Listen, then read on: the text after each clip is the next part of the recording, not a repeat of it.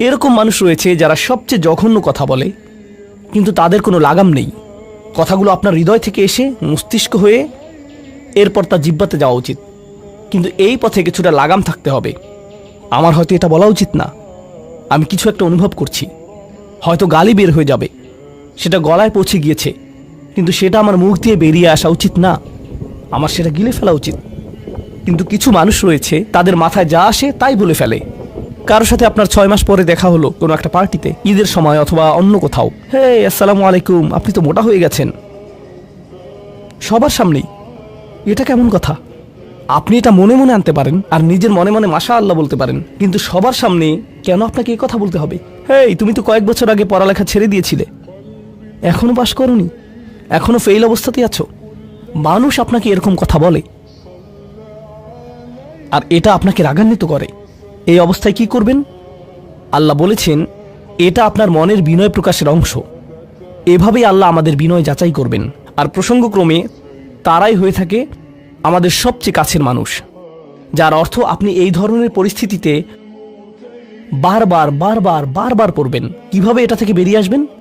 আল্লাহ বলছেন ওয়াইদা খাতাবাহুমুল জাহিলুনা অলু সালামা। এটা দিয়ে কতিপয় জিনিস বোঝায়। আমি এখানে সেই কয়েকটি শিক্ষা নিয়ে আলোচনা করব। যখন এমনটা ঘটবে আপনার তাৎক্ষণিক প্রতিক্রিয়া হবে শান্তি, অলু সালামা। এটা দ্বারা বিদায়ও বোঝাতে পারে। আপনি বলবেন সালাম, আমি আর এই আলোচনা চালিয়ে যেতে চাই না, আমি সম্মানজনকভাবে আপনাকে বিদায় জানাবো। ও দাঁড়ান, আমার তো একটা মিটিং আছে। এর বাকি অংশটুকু আপনি মনে মনে বলতে পারেন আল্লাহর সাথে দোয়া করার জন্য, কিন্তু এটা তার কাছে প্রকাশ করার প্রয়োজন নেই। শুধু বলুন যে আমার একটা মিটিং আছে, আর সেখান থেকে চলে আসুন, কারণ আপনি এটা নিতে পারবেন না। তারা সেখান থেকে বেরিয়ে আসে সম্মানজনকভাবে, এটা একটা অর্থ। যখন জঘন্য মানুষ আপনার কাছে আসে, বেরুবার পথ খুঁজে বের করবেন। কোরআন এই সূরাতে আরো পরে যা বলেছে যে মাররু কিরামা, সম্মানজনকভাবে তারা এটা অতিক্রম করে চলে যায়। কিছু কিছু মানুষ আছে যারা এমন কথা বলতে চায় যা আপনাকে রাগান্বিত করবে। তারা আসলে এটা করে মজা পায়। তারা কথা বলবে শুধু আপনাকে উত্তেজিত করার জন্য, আর তাদের কেউ কেউ জানে যে ঠিক কি বলতে হবে, কারণ তারা আপনার সাথে আগেও কথা বলেছে। আর তারা জানে যে কোন জিনিস আপনাকে রাগিয়ে তুলে, তাই তারা জানে যে কোন বাটনটি প্রেস করতে হবে আর কিভাবে আপনাকে বিরক্ত করতে হবে। আপনি বসে আছেন, আমি উত্তেজিত হব না, আমি উত্তেজিত হব না, আমি উত্তেজিত হব না, কিন্তু তার কথা শুনে আপনি বিশাল দানবে পরিণত হয়ে গেলেন, যার ফলে সব ধ্বংস হয়ে যাবে। আর সেই ক্ষেত্রে আপনাকে আগে এটা রোধ করতে হবে। আপনি এখানে কথা বলতে পারেন আর বলতে পারেন যে দেখুন, আমি এই বিরোধ চাই না, আসুন শান্তিপূর্ণ সময় ব্যয় করি, আসুন এই বিষয়টা নিয়ে আজ আর কথা না বলি, এতে অনড় থাকুন। এটা দিয়েও অলু সালামা বোঝায় আমি আপনার সাথে ঝগড়া করতে চাই না, আমি শুধু চাই আলোচনাটা যাতে কুৎসিত পথে এগিয়ে না যায়। কখনো কখনো আমরা ভদ্রতা দেখাই, আর সেই সুযোগে মানুষ আমাদেরকে অসম্মানজনক কথা বলতে থাকে, এবং আত্মবিশ্বাসের সাথে মানুষকে জানিয়ে দিবেন যে তাদেরকে থামতে হবে, তারা সীমা ছাড়িয়ে যাচ্ছে। এটা সঠিক নয়, এমনটা করা সম্মানহীনতা নয়, শিষ্টাচার বহির্ভূত নয়। আপনি নিজের জন্য রুখে দাঁড়াতে পারেন, কিন্তু এটা শুধু মর্যাদাপূর্ণ উপায়ই করতে হবে, এমনভাবে যা শান্তিপূর্ণ। এছাড়াও সালামা শব্দটিকে অনেকেই অবস্থা হিসেবেও দেখেছেন। অন্য কথায়, যখন তারা জবাব দেয় তারা পরিপূর্ণ শান্তিপূর্ণ অবস্থায় থাকে, এটা ভিন্ন একটা অর্থ। যখন জঘন্য মানুষেরা আপনার সাথে কথা বলে, তারা আপনাকে বিরক্ত করে, তারা রাগান্বিত করে, তারা মিথ্যার পর মিথ্যা, মিথ্যার পর মিথ্যা, মিথ্যার পর মিথ্যা বলে, আর আপনাকে সেখানে বসে এটা শুনতে হয় যেন এটা সত্য। আর তারা এটা অন্য মানুষের সামনে বলে, আর আপনি কোনো কারণ ছাড়াই ঝামেলায় পড়ে যান। যখন আপনি জবাব দেন, আপনার জবাব যাই হোক, জবাবটা শান্ত হওয়াটাই উত্তম। যখন জবাব দিবেন, আপনাকে শান্ত এবং পরিশীলিত হতে হবে, এটাই কলু সালামা। আর যারা জীবনে এটা ধারণ করতে পারে তারা আল্লাহর কাছে বিশেষ মানুষ, ইবাদুর রহমান। অন্য কথায়, এই অনুপ্রেরণাটিকে আমাদের মনে রাখতে হবে। সেই রকম সময়ে যেই ব্যক্তির সাথে আপনি কথা বলছেন সে এর যোগ্য না, বরং সে হয়তো চপটাঘাত পাওয়ার যোগ্য। আপনাদের কেউ কেউ হয়তো প্রতিউত্তর দেয়ায় খুবই পারদর্শী, কেউ হয়তো আপনাকে বিদ্রুপাত্মক কিছু বলছে, আপনি তাকে কথা দিয়ে পিষে ফেলতে পারবেন। ও মাই গড, আপনার মাথায় যে জবাবগুলো আসে, তালিকা করা একাধিক জবাব, আমি কি এ বি সি বলবো নাকি উপরের সবগুলো একসাথে বলবো, আপনার মাথায় এটা চলছে। আর সেই মুহূর্তে যখন আপনি বিরত হওয়ার সিদ্ধান্ত নেন, কঠিনভাবে না বলার, প্রতিক্রিয়া না দেখানোর, শান্ত থাকার সেই শক্তি অর্জনের জন্য আপনার আর আমার অনুপ্রেরণা যা হবে তা হলো, আমি ইবাদুর রহমানের মধ্যে শামিল হতে চাই। আমি ভুলে যাব যে আমি এই অপ্রীতিকর কথোপকথনে রয়েছি, কারণ এখনই আমি আল্লাহর সংস্পর্শে রয়েছি, আর তার বিশেষ রহমত আমার উপর বর্ষিত হচ্ছে। সেই জন্যই তিনি আমাকে এই পরিস্থিতিতে ফেলেছেন, যাতে আমি তার নৈকট্য অর্জন করতে পারি। এটা আসলে একটা আশীর্বাদ। এই অপ্রীতিকর সঙ্গগুলো আসলে একটা আশীর্বাদ, যাতে আমি তার নৈকট্য পেতে পারি। সুবহানাল্লাহ। وعباد الرحمن الذين يمشون على الأرض هونا وإذا خاطبهم الجاهلون قالوا سلاما। লক্ষ্য করুন এরপর আল্লাহ কি বলছেন। দ্বিতীয় শ্রেণীর মানুষেরা, তাদের বিশেষ গুণটি বর্ণিত হচ্ছে। প্রসঙ্গক্রমে এর অর্থ এটা না যে তারা অন্য কিছু করে না, যেমন তারা নামাজ পড়ে না, তারা হালাল খাবার গ্রহণ করে না, এগুলো তো থাকতেই হবে, তারা তো ইতিমধ্যেই ইবাদ। এগুলো হলো ইবাদ হওয়ার বাইরের অতিরিক্ত গুণাবলী। দ্বিতীয় মহান গুণটি কি? দ্বিতীয় শ্রেণীর এই মানুষেরা যারা আল্লাহর কাছে প্রিয়, কোন জিনিসটা তাদের বিশেষ মানুষে পরিণত করেছে? ওয়াল্লাযীনা ইয়াবিতুনা লিরাব্বিহিম সুজ্জাদান ওয়া কিয়ামান, যারা রাত্রি অতিবাহিত করে তাদের প্রভুর উদ্দেশ্যে সিজদারত এবং দণ্ডায়মান অবস্থায়। তারা লোকচক্ষুর অন্তরালে গভীর রাতে নামাজে মশগুল থাকেন, কারণ তারা জানেন যে রাতের গভীরে আল্লাহ তাদের সবচেয়ে নিকটে থাকেন। আমাদের অনেকের জন্য এটা অনেক কঠিন যে আল্লাহ যদি তার সবচেয়ে নৈকট্যপ্রাপ্ত মানুষদের কথা বলেন, এই শ্রেণীর মানুষদের দিয়ে শুরু করাটাই প্রত্যাশিত ছিল। এটাই প্রত্যাশিত ছিল যে আল্লাহ এমন মানুষদের দিয়ে শুরু করবেন যারা সবচেয়ে বেশি নামাজ আদায় করে, বিশেষত এমন সময়ে যখন তিনি নিকটে থাকেন, যা হলো রাতের মধ্যপ্রহর। সেখান থেকেই শুরু হওয়ার কথা ছিল, কিন্তু না, তিনি সেখান থেকে শুরু করেননি, তিনি বিনয় দিয়ে শুরু করেছেন। কারণ রাতের সেই নামাজ যখন আপনি এবং আমি আল্লাহর সামনে বিনয়াবনত হই, নামাজরত অবস্থায় অন্য কেউ দেখার সুযোগ না থাকে, চমৎকৃত করার মতো আর কেউ না থাকে, একমাত্র যাকে আপনি চমৎকৃত করতে চান তিনি হলেন আল্লাহ। আপনার আত্মাভিমান চলে গিয়েছে, আল্লাহর সম্মুখে দণ্ডায়মান হয়ে আপনি পূর্বেকৃত সকল অপরাধ স্বীকার করেছেন, আল্লাহর সাথে আপনি উন্মুক্ত আলোচনায় রত আছেন, সকল অহংকার থেকে মুক্ত হয়ে। যদি নিজেকে অহংকার মুক্ত করতে চান, প্রথম ধাপটি হলো আপনি কি মানুষের সামনে অহংকারকে বিসর্জন দিতে পারেন, আর তারপর আল্লাহর সম্মুখে উপস্থিত হন। আমরা এমন অনেক মানুষদের কথা জানি যারা ইবাদতে পারদর্শী, কিন্তু মানুষের কাছে তারা খারাপ হিসেবে বিবেচিত। এটা আদর্শ নয়। এখানে একটি শ্রেণীকে অগ্রাধিকার দেয়া হয়েছে, আর এরা তারাই যারা মানুষের সাথে বিনয়ী। তারপর যারা আল্লাহর সামনে বিনয়াবনত হয়ে উপস্থিত হয়, এটা অর্জন করা সহজ নয়। কিন্তু যদি সপ্তাহে একবার, আমি জানি যে এটা কঠিন হবে, কিন্তু সপ্তাহে একবার আপনি মসজিদে ইশার নামাজ পড়লেন, আর এরপর সরাসরি বাসায় চলে গেলেন আর ঘুমিয়ে পড়লেন, আর সেটা তখনই সম্ভব হবে যদি আপনি প্রত্যুষে ঘুম থেকে উঠেন, আর এরপর দিনে না ঘুমান। তো ফজরের সময় উঠুন, এরপর ঘুমাবেন না, নিজেকে পরিশ্রান্ত করুন, এশা পড়ুন, এরপর ঘুমাতে যান।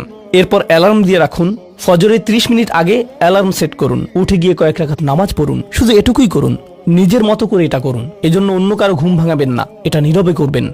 ঘরের কোনো এক কোণে চলে যান, সেখানেই নামাজ পড়ুন। যদি সপ্তাহে একবার বা দুবারও এটা করতে পারেন, যে প্রশান্তি পাবেন, আল্লাহর সাথে যে সম্পর্ক অনুভব করবেন, সেটা আপনাকে সবচেয়ে কঠিন সময়েও সাহায্য করবে। আল্লাহ আমাদেরকে এই মানুষদের অন্তর্ভুক্ত করে দিন। ওয়াল্লাযীনা ইয়াবিতুনা লিরাব্বিহিম সুজ্জাদান ওয়া কিয়ামা। এরপর আসছে তৃতীয় ধরনের মানুষের কথা। ওয়াল্লাযীনা ইয়াকুলুনা রাব্বানা ইসরিফ আন্না আযাবা জাহান্নাম ইন্না আযাবাহা কানা গরামা ইন্নাহা সাআত মুস্তাকাররা ওয়া মুকামা। এই মানুষেরা শুধু একটি দোয়া করে, দোয়ার তালিকা নয়, তাদের একমাত্র দোয়া হলো, ইয়া আল্লাহ, আমি জাহান্নামে যেতে চাই না। অন্য যেখানেই রাখেন, জাহান্নামে নয়। আমাকে জাহান্নামে রাখবেন না, আমাদেরকে জাহান্নামের শাস্তি থেকে দূরে রাখুন। অবস্থান করার জন্য এটা বিভৎস একটা জায়গা, আমি এটা এক মুহূর্তের জন্য দেখতে চাই না। আমি সেখানে স্বল্পস্থায়ীভাবে থাকতে চাই না, আর আমি সেখানে দীর্ঘস্থায়ীভাবেও থাকতে চাই না। দোয়াটি মনোযোগ দিয়ে শুনুন। ইন্নাহা সাআত মুস্তাকাররা ওয়া মুকামা। প্রথমত, এটা একটা শাস্তি, এটা বিশাল একটা সাজা। আমি সেখানে স্বল্প মেয়াদের জন্য থাকতে চাই না, আর আমি সেখানে দীর্ঘমেয়াদের জন্যও থাকতে চাই না। কিছু মানুষ রয়েছে যারা সেই একই রোগে আক্রান্ত হয়েছে, উম্মার মধ্যে, মুসলিমদের মধ্যেই একই রোগ যা বনী ইসরাঈলেরও ছিল। তারা বলেছিল, আল্লাহ আমাদেরকে শাস্তি দিবেন না, ইল্লা আইয়ামাম মাদুদা, দিলেও কয়েক দিনের জন্য। মুসলিমদের মনোভাবও এমন হয়েছে, তারা বলে আল্লাহ আমাদের শাস্তি দিবেন, কিন্তু তা তো চিরদিনের জন্য না, তাই না? আমরা মুসলিম, একসময় আমরা ঠিকই বেরিয়ে আসব। ঠিক আছে, ভালো, আমি জাহান্নামে যাব, কিন্তু এটা হবে দীর্ঘ সাপ্তাহিক ছুটির মতো, আর তারপর আমার আর সমস্যা নেই। দেখুন আল্লাহর নৈকট্যপ্রাপ্ত মানুষদের দোয়া। তারা আল্লাহকে বলছেন, ও আল্লাহ, আমি জাহান্নামে যেতে চাই না, স্থায়ীভাবে না, অস্থায়ীভাবেও না। আমি স্বীকার করছি যে অবস্থানের জন্য এটা বিভৎস একটা জায়গা, মুস্তাকাররান ওয়া মুকামা। শুধু থামার স্থান হোক অথবা চিরকালীন স্থান হোক, আমি এগুলোর কোনোটাই চাই না। এর অনেক অন্তর্নিহিত অর্থ রয়েছে, আমি আপনাদের শুধু একটির কথা বলছি। দেখুন, আপনি এবং আমি কখনোই প্রলুব্ধ হওয়া থেকে বাঁচতে পারবো না। হারাম সবসময় আমাদের সামনে আসবে, আর এটা সবসময় আমাদেরকে আহ্বান করবে। আর শাইতানু ইয়াইদুকুমুল ফাকর, শয়তান তোমাদেরকে দেউলিয়াত্বের প্রতিশ্রুতি দিবে। অন্য কথায়, যখন আপনি হালাল পথে চলবেন, শয়তান আপনাকে প্রতিশ্রুতি দিবে, তুমি সুযোগ হারিয়ে ফেলছো, তুমি বঞ্চিত হচ্ছ, সবাই কত মজা করছে, তুমি অনেক মজা করতে পারতে, তুমি আরো অর্থ উপার্জন করতে পারতে, তুমি আরো ইন্দ্রিয় সুখ উপভোগ করতে পারতে। সেই সব সময় আপনার কাছে বিজ্ঞাপন দিতে থাকবে বিকল্প পণ্যের, বিকল্প পন্থার, নিজের কামনাকে চরিতার্থ করার। কিছু যায় আসে না যে কতটুকু কোরআন মুখস্থ করেছেন, কিছুই যায় আসে না যে কি পরিমাণ তাহাজ্জুদ আপনি পড়েছেন। এগুলো কোনোটাতেই আসে যায় না। শয়তান থামবে না। দিন শেষে আপনি তো একজন মানুষই। দিন শেষে কামনা বাসনাগুলো আপনার মাঝে থাকবে, আর শয়তান থামবে না, সে আপনার পেছনে লেগেই থাকবে। শয়তানের একটা কৌশল আল্লাহ বর্ণনা করেছেন। তার মনস্তাত্ত্বিক কৌশলটি হলো যায়্যানা লাহুমুশ শাইতানু আমালাহুম। শয়তান তাদের কাজগুলোকে তাদের কাছে আকর্ষণীয় করে দেয়। শয়তান আপনার কাছে আসবে, আপনাকে প্রলুব্ধ করবে। তখন আপনি বলবেন, হ্যাঁ এটা খারাপ, কিন্তু আমি তো অনেক ভালো কাজও করি। হ্যাঁ আমি এলোমেলো কাজ করছি, কিন্তু আমি তো নামাজও পড়ছি। আর আমি তো কাফেরও না, তো সমস্যার কিছু নেই। আর এইবার করেই আমি থেমে যাব। এমন না যে আমি এটা করতেই থাকবো, শুধু একবারই করব। এভাবে নিজেকে সব ধরনের যুক্তি দিতে থাকেন, নিজে নিজে এটাকে বৈধতা দিতে থাকেন। আপনার চিন্তায় এটা এখন আর অতটা খারাপ না। আর তারপর যখন এমন মানুষ চারপাশে থাকেন যাদেরকে বলেন যে এটা তো খারাপ, আর তারপর যখন এমন মানুষের চারপাশে থাকেন যাদেরকে বলেন যে এটা তো খারাপ, তারাও আপনাকে বলে, না ভাই কাম অন, এটা অতটা খারাপ না, থামো তো, এরকম কথা বলো না। না আল্লাহ ওইরকম না, আল্লাহ তোমাকে শাস্তি দিবেন না। কেন এরকম হতাশাজনক কথা বলছো? তুমি অতিরিক্ত চিন্তা করো। আপনি তা শুনেন, আর এটা আপনাকে প্রভাবিত করতে শুরু করে। কিন্তু যখন কাজটা করে ফেলেছেন, যেটাই করেছেন, হতে পারে এটা অ্যালকোহল অথবা অন্য কোনো মাদক, এটা কারোর সাথে সম্পর্ক হতে পারে, সেটা যাই হোক, যখন নিজেকে বলেন যে এটাই শেষবার, কিন্তু এটাই শেষ তো না। কারণ যখনই কাজটা ঘটে যায় আর কয়েকদিনের মধ্যে অনুশোচনাও কেটে যায়, তখন মোবাইলে আরেকটা মেসেজ চলে আসে, তারপর আরেকটা দাওয়াত আসে, তারপর আপনি বলেন না এটাই শেষবার। আবারও সেই চক্রে আটকে যান, আর আবারও সেটা করেন, আর তা করতেই থাকেন। শয়তান ঠিক এটাই চেয়েছিল। মানুষ এই চক্র বন্ধ করতে পারে, আল্লাহর প্রতি নিবিষ্ট হয়ে বলতে পারে, ইয়া আল্লাহ, আমার বন্ধুরা কি বলছে তাতে কিছু যায় আসে না, শয়তান কি ওয়াসওয়াসা দিচ্ছে তাতে কিছু যায় আসে না, কতবার এই বিভৎস চক্রে আটকা পড়েছি তাতে কিছু যায় আসে না। আমি ফিরে আসলাম, আমি ফিরে আসলাম, আমি ফিরে আসলাম 2 দিন অনুতপ্ত থেকে আবারও পাপে লিপ্ত হওয়া থেকে। আমি ফিরে আসলাম আপনার কাছে ক্ষমা চাওয়ার পর আবারও পাপ করা থেকে। ওয়ালাম ইউসিরু আলা মা ফাআলু ওয়া হুম ইয়ালামুন। তারা পাপ কাজগুলো বারবার করে না, আর তারা জানে যে তারা কি করছে। আমি সেই লোকদের অন্তর্ভুক্ত হব না। ওয়ালাইসাতি তাওবাতু লিল্লাযিনা ইয়ামালুনা সাইয়্যাত। তওবা, অনুশোচনা তাদের জন্য কাজ করে না যারা পাপ করতেই থাকে। এমনকি তওবা করার পরেও এটা সেই মানুষদের জন্য না যারা এই চক্রে আটকে যায়। এটা তাদের জন্য যারা বলে, ইয়া আল্লাহ, আমি জাহান্নামে যেতে চাই না, আমি জাহান্নামের যোগ্য অনেক কাজ করেছি, কিন্তু এখন আমি থেমে যাচ্ছি। আর এটাই চূড়ান্ত। তারা হলেন আল্লাহর কাছে বিশেষ মানুষ।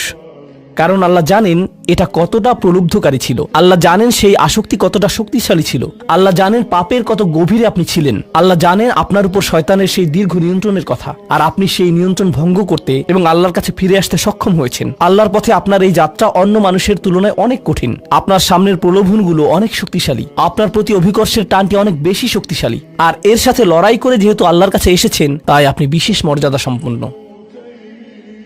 এটা মনে করবেন না যে আমি তাহাজ্জুদ পড়ি না তাই আমি অতটা ভালো না, অথবা আমি আরবি জানি না, বা আমি এখনো সম্পূর্ণ কোরআন পাঠ করিনি, আর আমি তাজবিদের নিয়মগুলো জানি না। না না না না না, আপনার বিশেষত্ব এজন্য না যে আপনি 17 বার হজ করেছেন। আপনার জ্ঞান এবং ইবাদতের জন্য আপনি আল্লাহর কাছে বিশেষ না, আপনি আল্লাহর কাছে বিশেষ মর্যাদা সম্পন্ন, কারণ আপনি পাপ থেকে বেরিয়ে এসেছেন, আর আপনি শুধু তার ভয়েই ভীত। এটাই আপনাকে আল্লাহর কাছে বিশেষ মর্যাদা সম্পন্ন করে। তাই আপনিও ইবাদুর রহমান। তো এখান থেকে আল্লাহ আমাদেরকে সম্পূর্ণ বিপরীত দিকে নিয়ে যাচ্ছেন। এই প্রত্যেক শ্রেণী সম্পর্কে চিন্তা করুন, কিভাবে এগুলো আপনার সাথে প্রাসঙ্গিক, কিভাবে আপনি আল্লাহর কাছে বিশেষ মর্যাদা সম্পন্ন হতে চান, কিভাবে আপনি আল্লাহর নৈকট্য পেতে চান, কিভাবে আমি আল্লাহর নৈকট্য পেতে চাই। আমাদের কাছে এটা আসলে কতটা মূল্যবান। পাপ হলো এক প্রকারের ভালোবাসা। আমরা এর মোহে পড়ে যাই, আমরা এতে আসক্ত হয়ে যাই। আর এই অনুচ্ছেদটি আসলে ভালোবাসার একটা প্রতিযোগিতা। কারণ আপনি ইন্দ্রিয় সুখ ভালোবাসেন, আপনি এই পাপগুলোকে ভালোবাসেন, আর আপনি তা ছাড়তে চান না, কারণ এতে আপনার সুখানুভূতি নষ্ট হবে। আর অন্যদিকে আল্লাহ বলছেন, আমি আমার নিজের দ্বারা সেই সুখকে প্রতিস্থাপন করে দিব, আমি এটাকে আমার নৈকট্য দ্বারা প্রতিস্থাপন করে দিব। আল্লাহ এই সুযোগ দিয়েছেন। আপনার নিজেকে এই সমীকরণের আলোকে সিদ্ধান্ত নিতে হবে। আপনি এই পরিস্থিতিতে পড়বেন, অন্য কেউ জানবে না, কেউ জানবে না যে আপনার মাথায় কি সংগ্রাম চলছে, কেউ জানবে না, শুধু আল্লাহ জানবেন। আর প্রসঙ্গক্রমে উদাহরণস্বরূপ আপনাদের কেউ কেউ যখন হারাম সম্পর্কে জড়ান, নিশ্চিত বলছি না, আপনাদেরকে অভিযুক্ত করছি না, কোনো মানুষ, আপনারা না, কোনো মানুষ যাদেরকে আপনারা চিনেন, তারা হয়তো অনৈতিক সম্পর্কে জড়িত, আর আপনি তা থেকে বের হতে চাচ্ছেন। তো আপনি এই আলোচনা শুনে তাকে মেসেজ দিলেন, আমি আর এটা করতে পারবো না। সে উত্তর দিল, তুমি কি আমাকে ভালোবাসো না? তুমি এখন আমাকে ঘৃণা করো? তুমি কি মনে করো যে আমি তোমার জাহান্নামে যাবার কারণ? আমি কি এতটাই খারাপ? এখন আপনি বলছেন, না তুমি অতটা খারাপ না, না আমি তোমাকে ভালোবাসি, তুমি মোটেই খারাপ না, তুমি অনেক ভালো। ঠিক আছে, যদি আমার সাথে সম্পর্ক সমাপ্ত করতে চাও, আজকে রাতে আমার সাথে দেখা করো, আর আমার মুখের সামনে এটা শেষ করো। না, এটা আমি করতে পারবো না। ঠিক আছে, তুমি আমাকে ঘৃণাই করো। আচ্ছা ঠিক আছে, আমি আসছি। এটা আবার শুরু হয়ে গেল, আর এরপর আপনি আবারও তওবা করতে চান। দেখতে পাচ্ছেন, এটা শুধুমাত্র আপনি না, আপনি হয়তো আবেগগতভাবে কোনো কিছুতে জড়িয়ে যেতে পারেন, আর এখন আপনি আবেগগতভাবে ব্ল্যাকমেইলের শিকার হচ্ছেন। এর দ্বারা আপনি খারাপ বোধ করবেন। আপনাকে এর বিরুদ্ধে যুদ্ধ করতে হবে, আপনাকে এটা অবদমন করতে হবে, আর আপনাকে উপলব্ধি করতে হবে যে আপনি হয়তো কাউকে হতাশ করছেন, কিন্তু আল্লাহকে সন্তুষ্ট করছেন। আর আপনি এটা শুধু নিজের জন্যই করছেন না, বরং এটা ওই মেয়ের জন্যও করছেন, বা ওই ছেলের জন্যও করছেন যে আপনার মেসেজের জবাব দিচ্ছে। সে আল্লাহর সামনে দাঁড়াবে এটাও আপনি চান না। আপনি যদি তাকে আসলেই ভালোবাসেন, শুধুমাত্র যদি তাকে কামনা না করেন, বরং তাকে ভালোবাসেন, তাহলে আপনি তাকেও রক্ষা করতে চাইবেন। তো এখন আমরা খুবই অপ্রত্যাশিত স্থানে চলে যাচ্ছি। আল্লাহর কাছে আরো কে বিশেষ মর্যাদা সম্পন্ন? আল্লাযীনা ইযা আনফাকু লাম ইউসরিফু ওয়া লাম ইয়াকতুরু ওয়া কানা বাইনা যালিকা কওয়ামা। এই মানুষেরা যখন তারা অর্থ ব্যয় করে, তারা সকল অর্থ উড়িয়ে দেন না,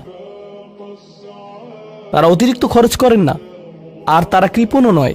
তারা অনেক বেশি খরচ করেন না, আর তারা অনেক কমও খরচ করেন না। তাদের বাজেট ভারসাম্যপূর্ণ। বাজেটের সাথে আল্লাহর নৈকট্যের সম্পর্ক কি? সম্পর্ক রয়েছে, কারণ আল্লাযীনা ফি আমওয়ালিহিম হাক্কুন মালুম, তাদের অর্থে অন্যদের অধিকার রয়েছে যা সুবিদিত। আপনার পিতামাতার অর্থনৈতিক সহায়তা প্রয়োজন, আপনার সন্তান, আপনার ভাই বোন, আপনার স্ত্রীর প্রয়োজন, এমন অনেক ক্ষেত্র রয়েছে যার জন্য আপনার অর্থ প্রয়োজন। কিন্তু যখন আপনি প্রয়োজনহীন জিনিসে আসক্ত হয়ে পড়েন, আর আপনার অর্থ যখন ব্যয় হয় সিনেমার পর সিনেমা, সিনেমার পর সিনেমায়, সাবস্ক্রিপশনের পর সাবস্ক্রিপশনে, গেমের পর গেম, এরপর গেমে, গাড়ির জন্য নতুন যন্ত্রাংশ কেনার পেছনে, যে চাকা দেখতে উল্টো দিকে ঘূর্ণায়মান, তার প্রয়োজন আপনার নেই। সেগুলো আপনি দেখবেন না যখন আপনি গাড়ি চালাবেন, সেটা অন্য কেউ দেখবে। এগুলো ঘুরবে অন্য কারোর জন্য, আপনার জন্য না। যন্ত্রাংশ অথবা ডিভাইস। আপনি নতুন আইফোন ছাড়াও বেঁচে থাকবেন, এতে কোনো ক্ষতি হবে না। স্যামসাং যদিও কিছুটা বিপজ্জনক, তারপরও অনেক বোনেরা পার্স অথবা ব্যাগের জন্য এমনটা করেন। ও আল্লাহ, এই ব্যাগগুলোর কোনোটার দাম কয়েক লাখ টাকা। বলছি না যে আপনি এগুলোর কোনোটাই কিনতে পারবেন না, কিন্তু আল্লাহ বলছেন ঠিক আছে খরচ করো, কিন্তু অতিরিক্ত খরচ করো না। আপনাদের কারো কারো জন্য আবার সবচেয়ে খুশির বিষয় হলো টাকা ধরে রাখা। আপনি স্ত্রীকে সাথে নিয়ে সুপার শপে গিয়েছেন, তিনি এক প্যাকেট দুধ নিলেন। আমাদেরকে এত বেশি দুধ প্রয়োজন, ছোট প্যাকেট নিতে পারো না? ডিসকাউন্টের জন্য অপেক্ষা করতে পারো না? এটা দুধ, এটা ডিম, এগুলো নিয়ে কৃপণতা না করলে হয় না? এমন মানুষ রয়েছে যারা প্রাপ্য মানুষদের টাকা ধরে রাখে। আপনার সন্তানদের অর্থ প্রয়োজন, তাদের চলার জন্য কিছুটা পকেট খরচ প্রয়োজন, আপনার স্ত্রীর কিছুটা অর্থ প্রয়োজন। যদি তিনি গৃহ ব্যবস্থাপনার দায়িত্বে থাকেন আর তিনি নিজে উপার্জন না করেন, আর তিনি আপনার কাছে বলেন আমি কি 500 টাকা পেতে পারি? কিসের জন্য তোমার টাকা প্রয়োজন? আমাকে সম্পূর্ণ প্রতিবেদন প্রদান করবে, সকল রিসিট দেখাবে। দাঁড়ান, 1 মিনিট থামুন। এটা লাম ইয়াকতুরু, এটা আপনার জন্য চ্যালেঞ্জ হতে পারে। আপনি যদি আল্লাহর নৈকট্য লাভ করতে চান, আপনার পরিবারের খাবারের প্রসঙ্গ আসলে তাদেরকে জঞ্জালের মতো বিবেচনা করবেন না। আপনার জন্য সর্বোত্তম খরচের খাত হলো আপনার পরিবার। নিজের পরিবারের সাথে এরকম খারাপ আচরণ করবেন না, কিন্তু অতিরিক্ত খরচও করবেন না। অন্যরা এমন আছে যারা টাকা উড়ায়। আল্লাহ হয়তো আপনাকে কিছুটা অর্থ দিয়েছেন, আর আপনি আপনার 16 বছরের সন্তানকে BMW কিনে দিলেন যাতে সে রাস্তার পাশে লাগিয়ে দিয়ে অ্যাক্সিডেন্ট করতে পারে, আর তারপর তাকে আরেকটা কিনে দিলেন। না না না, আপনি এমনটাও করতে পারবেন না। লাম ইউসরিফু ওয়া লাম ইয়াকতুরু ওয়া কানা বাইনা যালিকা কওয়ামা। তারা একটি ন্যায্য ভারসাম্যপূর্ণ পন্থা অবলম্বন করে এই দুই অবস্থার মাঝে অবস্থানের জন্য।